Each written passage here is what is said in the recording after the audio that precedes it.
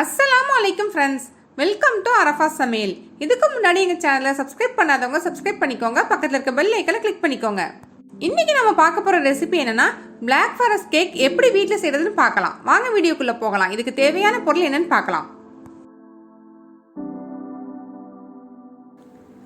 மைதா மாவு 45 gram, cocoa powder 15 gram, சர்க்கரையை powder பண்ணிட்டு அது 60 கிராம் எடுத்திருக்கேன், பேக்கிங் பவுடர் அரை டீஸ்பூன்,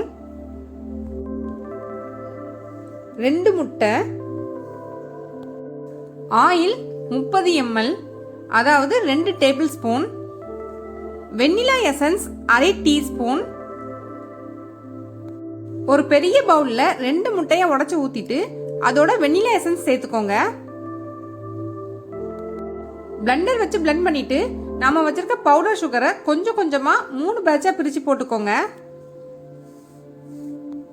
மொத்தமா எல்லா சுகரையும் ஒன்னா சேர்த்துடக்கூடாது, கொஞ்சம் கொஞ்சமா சேர்த்துக்கோங்க. இந்த மாதிரி கிரீமியா ஒயிட் கலர்ல வந்ததுக்கு அப்புறம் பிளெண்டர் ஆஃப் பண்ணிக்கோங்க. இப்போ நாம வச்சிருக்க ஆயில் உள்ள சேர்த்துட்டு லைட்டா பிளெண்டர் ஆன் பண்ணிட்டு ஆஃப் பண்ணிக்கோங்க. இதுக்கப்புறம் அதிகமா பிளெண்டர் யூஸ் பண்ணோம்னா நீர்த்த மாதிரி போயிடும், அதனால கொஞ்ச நேரத்துல ஆஃப் பண்ணிக்கோங்க. இப்போ இது மேல ஒரு ஜல்லடை வச்சுட்டு மைதா மாவு, கொக்கோ பவுடர், அப்புறமா பேக்கிங் பவுடர் போட்டுட்டு நல்லா சலிச்சு விட்டுக்கோங்க. மெதுவா கலந்து விட்டுக்கோங்க. முட்டையை பிளெண்ட் பண்ணும் போதே நம்ம ஓவனை 180 டிகிரி செல்சியஸ்ல 15 மினிட்ஸ் ப்ரீ ஹீட் பண்ணிக்கோங்க. கேக் டின்ல ஆயில் அப்ளை பண்ணிட்டு பட்டர் ஷீட் போட்டு வச்சிருக்கேன். மிக்ஸ் பண்ணி வச்சிருக்கத உள்ள சேர்த்துக்கோங்க. பபிள்ஸ் எதுவும் வரக்கூடாதுன்றதுக்காக இந்த மாதிரி தட்டி விட்டுட்டு 180 டிகிரி செல்சியஸ்ல ஓவன்ல 20 மினிட்ஸ் வச்சு பேக் பண்ணி எடுத்துக்கோங்க. இப்போ கேக் நல்லா பேக் ஆயிடுச்சு. ஒரு டூத் பிக் வச்சு குத்தி பாத்தீங்கன்னா அதுல எதுவுமே ஒட்டாம வரணும். நல்லா ஆறுனதுக்கு அப்புறம் ஒரு கத்தி வச்சு சுத்திலும் எடுத்து விட்டுக்கோங்க. கேக் நல்லா சாஃப்டா பஞ்சு மாதிரி வந்திருக்கு. 2 அல்லது 3 லேயரா கட் பண்ணிக்கோங்க.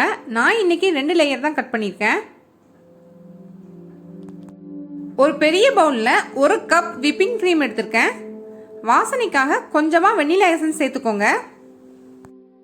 இப்போ பிளெண்டர் வச்சு நல்லா பிளெண்ட் பண்ணிக்கோங்க. இந்த மாதிரி நல்லா கிரீமியா வந்ததுக்கு அப்புறம் ஆஃப் பண்ணிக்கோங்க.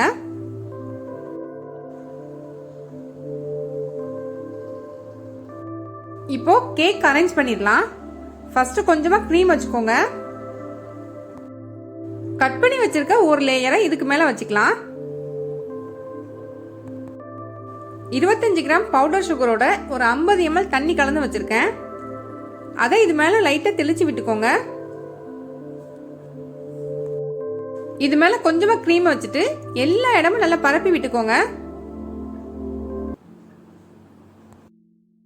அப்புறமா கொஞ்சமா செரி சிரப் சேர்த்துட்டு அதையும் எல்லா இடமும் பரப்பி விட்டுக்கோங்க. இது மேல அடுத்த லேயர் வச்சுக்கலாம். கரைச்சி வச்சிருக்க சுகர் சிரப்பை எல்லா இடமும் நல்லா தெளிச்சு விட்டுக்கோங்க.